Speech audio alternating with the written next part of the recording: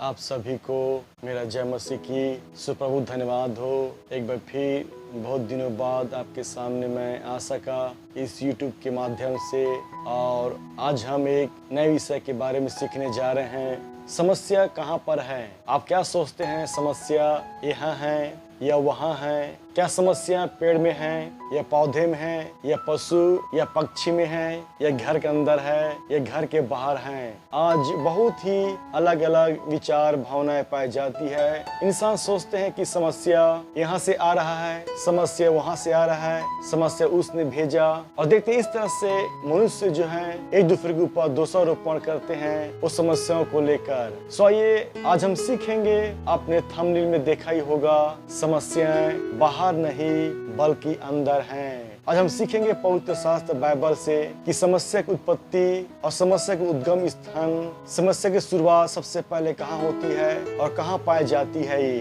हम देखते हैं परमेश्वर ने जब इंसान को बनाया, स्त्री पुरुष को, और परमेश्वर ने अदन नामक एक वाटिका में उसे रख दिया। जब मनुष्य ने पाप किया, परमेश्वर ने उस स्त्री और पुरुष को उस अदन की वाटिका से बाहर निकाल दिया और परमेश्वर ने आदेश दिया कि तू अपने माथे की पसीने की रोटी खाया करेगा और अंत में मिट्टी मिल जाएगा। तब देखते हैं कि एक लंबे समय अंतराल के बाद मानव जाति धरती पर बहुत ही बढ़ गए। तब देखा परमेश्वर ने कि मनुष्य की पाप और बुराई बहुत ही बढ़ चुकी थी। तब परमेश्वर के सामने एक ही रास्ता था कि मनुष्य जाति का सर्वनाश। तब परमेश्वर ने कहा, उत्पत्ति 6 अध्याय 5 वचन, यहोवा ने देखा कि मनुष्य की बुराई पृथ्वी पर बढ़ गई है और उनके मन के विचार में जो कुछ उत्पन्न होता है वह निरंतर बुरा ही होता है। सो आपने देखा और सुन लिया कि मनुष्य के मन के विचार इतना दूषित हो चुका था, इतना पाप में हो चुका था, और इसलिए मानव जाति उस युग में इतना पापी दुराचारी हो गए थे और इतना पाप पृथ्वी पे बढ़ चुका था। इसलिए परमेश्वर का प्लान योजना यह था कि मानव जाति को पृथ्वी पर से मिटा डाले। इसलिए मैंने पहले भी कहा, समस्या बाहर नहीं बल्कि अंदर है। न तो पेड़, न पौधे, न पशु पक्षी में है। समस्या की शुरुआत, उत्पत्ति, आरंभ मनुष्य खुद अपने मन में करता है, और उसी के चलते इंसान हर प्रकार के अधर्म पापों करता है और दूसरों को भी करवाता है, उस्काता है। उत्पत्ति 6 अध्याय 12 वचन, और परमेश्वर ने पृथ्वी पर जो दृष्टि की तो क्या देखा कि वह बिगड़ी हुई है, क्योंकि सब प्राणियों ने पृथ्वी पर अपना अपना चाल चलन बिगाड़ लिया था। परमेश्वर ने मानव जाति को एक विशेष उद्देश्य से बनाया था कि मानव जाति परमेश्वर के समान जीवन जिए, लेकिन मानव जाति ने परमेश्वर आज्ञा तोड़कर परमेश्वर के विरुद्ध में कामों करने लग गए। इतना बिगड़ चुके थे, हमने पढ़ा उनके चाल चलन इतना बिगड़ चुका था सब प्राणियों का।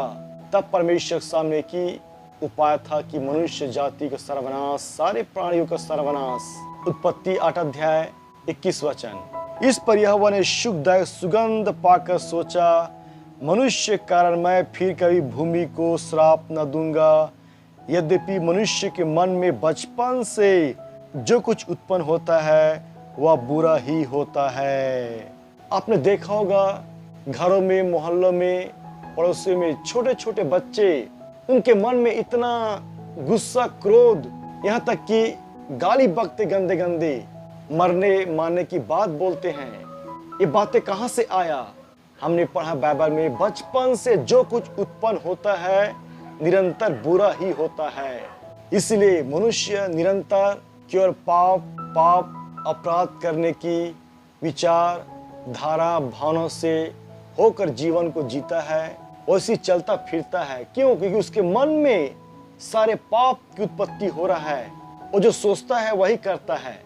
आज उसी तरह से मनुष्य जाति के विचार भावनाएं मन में इतना दूषित हो चुका है, इतना पाप पे पाप उत्पन्न हो रहा है, इतना पाप भरा है आज। इसीलिए इंसान आज हर तरह के पापों करने में उसे कोई हिचक, कोई डर नहीं है, क्योंकि मनुष्य जो सोचता है वही करता है। अब मनुष्य जाति के स्वभाव है, कदापि वो अच्छे विचार भावना न सोच सकता है न उत्पन्न कर सकता है। हाँ, केवल निरंतर बुरा ही सोचेगा, निरंतर बुरा ही बोलेगा और बुरा ही देखेगा। इससे समस्याएं बाहर नहीं है बल्कि स्वयं मनुष्य के अंदर है, वो मन में है। और जो कुछ सोचता है निरंतर बुरा ही सोचता है, और जो कुछ उत्पन्न होता है मनुष्य के मन में निरंतर बुरा ही होता है। और इंसान के विचार भावना इतना दूषित हो चुका है। यहाँ पर कर्म के बारे में बातें नहीं कर रहा बाइबल। विचार भावनाएं ऐसे चीज हैं जो किसी को देखने में नहीं आता, और संसार में ऐसा कोई मशीन नहीं बना है जो आपके विचार को पकड़ सके, आप क्या सोच रहे हैं। लेकिन अब वो भी मशीन का आविष्कार हो चुका है। आपने कुछ दिन पहले देखा ही सुना होगा समाचार में, एलन मस्क ने एक चिप का आविष्कार कर चुका है। ये सब सारी बातें पहले से बाइबल में लिखा हुआ है। एक ऐसा समय आ रहा है कि मनुष्य के मन में एक चिप डाला जाएगा। आप क्या सोच रहे हैं, आप क्या बोल रहे हैं, हर एक बातों को पकड़ लेगा और पढ़ लेगा। देखिए, इंसान के पास आज इतना क्षमता है कि आपके विचार को पकड़ सके। वो तो महान परमेश्वर है जो इंसान के विचार को दूर से ही जान जाता है, उत्पन्न होने से पहले ही जान जाता है कि मनुष्य क्या सोच रहा है और क्या सोचने जा रहा है। इसलिए प्यो, समस्याएं यहाँ वहाँ नहीं है, समस्या अंदर है, आपके मन में है। जांचिए, टटोलिए और परखिए और परमेश्वर पास आइए। इस समस्या का समाधान केवल महान जीवता परमेश्वर और प्रभु यीशु मसीह के पास है। सो धन्यवाद सुनने के लिए। प्रभु सभी को बहुत आशीष दे। धन्यवाद।